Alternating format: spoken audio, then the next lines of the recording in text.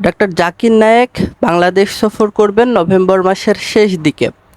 Doctor Zakir নায়েকের Bangladesh সফর নিয়ে কড়া বার্তা দিয়েছে ভারত, তীব্র প্রতিক্রিয়া ব্যক্ত করেছে ভারত। ডাক্তার জাকির নায়েক বর্তমান সময়ের সবচেয়ে জনপ্রিয় ইসলামী আলোচকদের মধ্যে অন্যতম একজন। তিনি ভারতের একজন নাগরিক।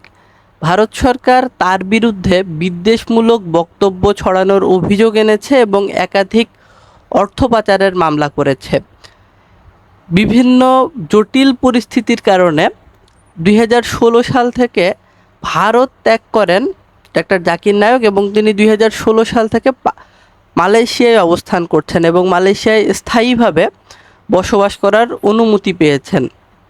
আলোচিত ইসলামী আলোচক ডাক্তার জাকির নায়েক নভেম্বর মাসের শেষ দিকে বাংলাদেশ সফর করবেন। এই সফরের বিষয়ে মুখ খুলেছেন ভারতের পররাষ্ট্র মন্ত্রণালয়ের মুখপাত্র রণধীর জয়সওয়াল। তিনি বলেছেন,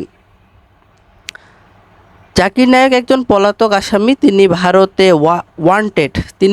ওয়ান্টেড। তাই আমরা আশা করি তিনি যেখানেই যান না কেন সংশ্লিষ্ট দেশ তার বিরুদ্ধে যথাযথ ব্যবস্থা নেবে এবং ভারতের নিরাপত্তা উদ্বেগের বিষয়গুলো বিবেচনায় নেবে। 2016 সালে ঘৃণামূলক বক্তব্য প্রচার এবং অর্থ পাচারের একাধিক মামলা করা হয় ডাক্তার জাকির নায়েকের বিরুদ্ধে এবং তার পরিচালিত প্রতিষ্ঠান পিস টিভি এটির সম্প্রচার বন্ধ করে দেওয়া হয়। এরপর ভারত ছেড়ে মালয়েশিয়ায় আশ্রয় গ্রহণ করেন ডাক্তার জাকির নায়েক এবং 2016 সালে হলি আর্টিসানে বাংলাদেশের রাজধানী ঢাকার হলি আর্টিসান রেস্তোরাঁয় যে জঙ্গি হামলা হয়েছিল, সেই জঙ্গি হামলার পরে দুইজন জঙ্গি স্বীকারোক্তি দিয়েছিলেন যে তারা ডাক্তার জাকির নায়েকের বক্তব্যে অনুপ্রাণিত হয়ে এইরকম কর্মকাণ্ডের সঙ্গে সম্পৃক্ত হয়েছেন।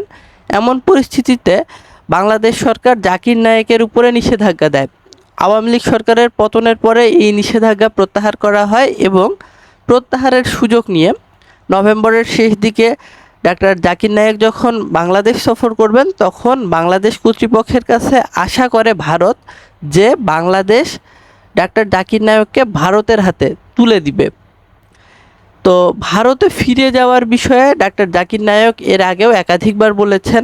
তিনি বলেছেন, আমি ভারতে ফিরে যাব না যতক্ষণ না পর্যন্ত ন্যায় বিচারের নিশ্চয়তা পাই। অর্থাৎ ভারতে ফিরে যাওয়ার ক্ষেত্রে ডাক্তার জাকির নায়েক ন্যায় বিচারের যে নিশ্চয়তা, সেই নিশ্চয়তার অভাবে ভুগছেন বলেও তিনি একাধিকবার জানিয়েছেন।